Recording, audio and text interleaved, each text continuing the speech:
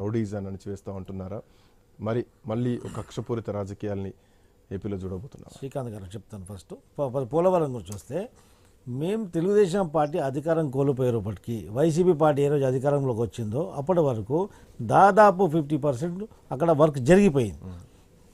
Left and right canals కూడా already complete అయ్యాయి. Copper dam ద్వారా సాగునీరు కూడా సరఫరా చేయడం జరిగింది చంద్రబాబు నాయుడు గారు హయాంలో. ఇది వాస్తవం.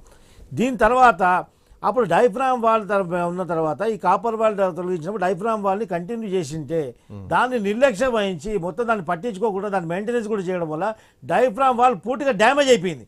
ఈరోజు మళ్ళీ పోలవరం ప్రాజెక్ట్ అనేది మేము స్టార్ట్ చేస్తే పోలవరం ప్రాజెక్ట్ మీద ఇప్పుడు ఆ డైఫ్రామ్ వాల్ పరిస్థితి ఏ విధంగా ఉంది మేము చూసుకోకుండా మేము కూడా యుద్ధ ప్రాతిపదికన అని చెప్పి ఏదో మెప్పు పొందాలని చెప్పేసి మేము కూడా ఇక్కడ ఏ విధంగా అయితే కాళేశ్వరంలో తప్పిదాలు జరిగింది, చారిత్రాత్మక తప్పిదం ఏ విధంగా జరిగిందో అలాంటి తప్పిదం మేము చేయదలుచుకో. ఎందుకంటే ప్రజల యొక్క సంపదతోటి ప్రజాధనంతో నిర్మిస్తున్నటువంటి ప్రాజెక్ట్ కాబట్టి వీళ్ళ యొక్క ప్రజల యొక్క సంపదకు మేము గ్యారంటీగా ఉంటాం, మేము ఒక బాధ్యతగా ఉంటాం కాబట్టి మాకు బాధ్యత ఉంది.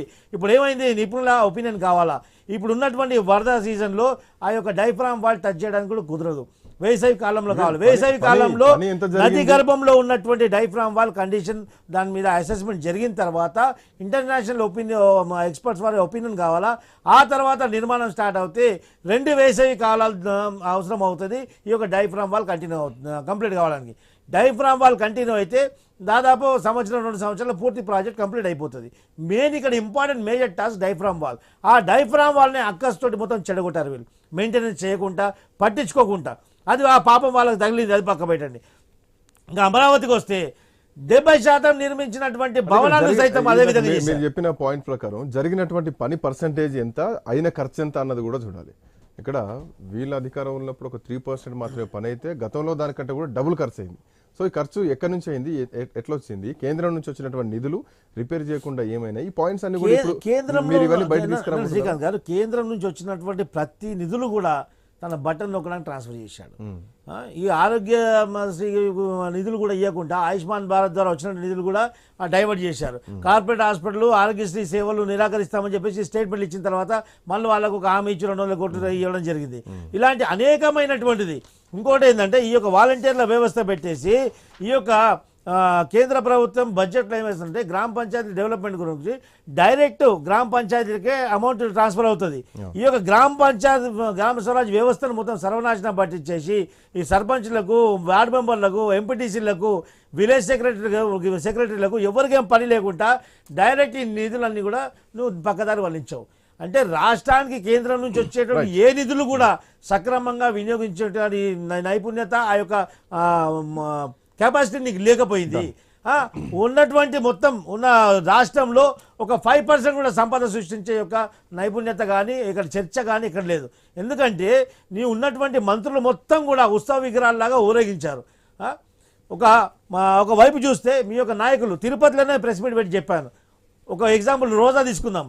రోజా ప్రతి నెలలో 4 సార్లు వెంకన్న దర్శనంకి వెళ్ళేది. ఎవరైనా పుణ్యక్షేత్రానికి వెంకన్న దర్శనంకి వెళ్తే కుటుంబ సమేతంగా వెళ్తారు, లేకపోతే ఒక్కొక్కసారి ఎప్పుడో వెళ్తారు.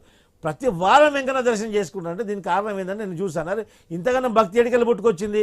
సరే ఏ కుటుంబ సభ్యులు ఉన్నారా నేను 2-3 సార్లు చూసిన తర్వాత దాని మీద నేను నిఘా పెట్టి తర్వాత నేను పట్టుకోవడం జరిగింది. ఏంటంటే ఒక మంత్రి హోదాలో ఉంటే ఒక 20 మందిని తీసుకెళ్లే వెసులుబాటు ఉంటుంది విఐపిగా. ఎన్ఆర్ఐ నందం తీసుకోవడం, మనిషికి ₹1,00,000 వసూలు చేయడం, వాళ్ళ విఐపి దర్శనం చేయడం, పోయినప్పుడల్లా 20 మందిని నెలకు 4 సార్లు చేస్తే 20 లక్షలు ఎన్ని అవుతాయండి? ఈ విధంగా పాపాలు కడుక్కోవడానికి, ప్రక్షాళన చేసుకోవడానికి వెంకన్న దగ్గరికి వెళ్తాము.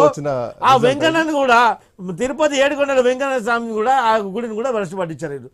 ఇలాంటి దరిద్రం ప్రతి నియోజకవర్గంలో ఉంది. ఇంకొకటి, మంత్రి అంటే ఒక ఎమ్మెల్యే కానీ మంత్రి అయితే ప్రజలకు ఒక రోల్ మోడల్. ఆ కళ్ళు తాగిన కోతిలాగా వాడేందండి కోలాలి నాని, వంశీ ఇలాంటి మాటలు మాట్లాడుతుంటే నువ్వు ముఖ్యమంత్రి కదరా నాయన, నీ మంత్రులు ఇలా మాట్లాడుతుంటే ఆ బాడీ లాంగ్వేజ్ ఏంది, ఆ భాష ఏంది ఒక్కసారి చెప్పావా? నువ్వు ముసి నవ్వుకున్నావు, ఏమైంది? ప్రజలు మిమ్మల్ని చీకొడుతున్నారు. ఇప్పుడు అణచివేత మొదలు కాబోతోందా? అణచివేత వినండి, మేము ప్రజాస్వామ్యబద్ధంగా మేము నడుస్తున్నాం. ప్రజలని ఈ యొక్క ప్రజాస్వామ్యాన్ని విఘాతం కలిగించింది ఎవరైనా కానివ్వండి, మేము జ్యుడిషియల్ ఎంక్వైరీ చేస్తాం. చట్టపరంగా ఏ విధంగా చర్యలు తీసుకుంటాం. ఖచ్చితంగా ఊసలు లెక్క పెడతాం, వాళ్ళు లెక్క ఇస్తాం. Thank you so much S Rao garu. Thank you so much doctor Jayaram garu thank you so much, Varalakshmi garu, అట్లాగే వైసీపీ వెంకటేశ్వర రెడ్డి గారు, పాదయాత్ర వెంకటేశ్వర రెడ్డి గారు.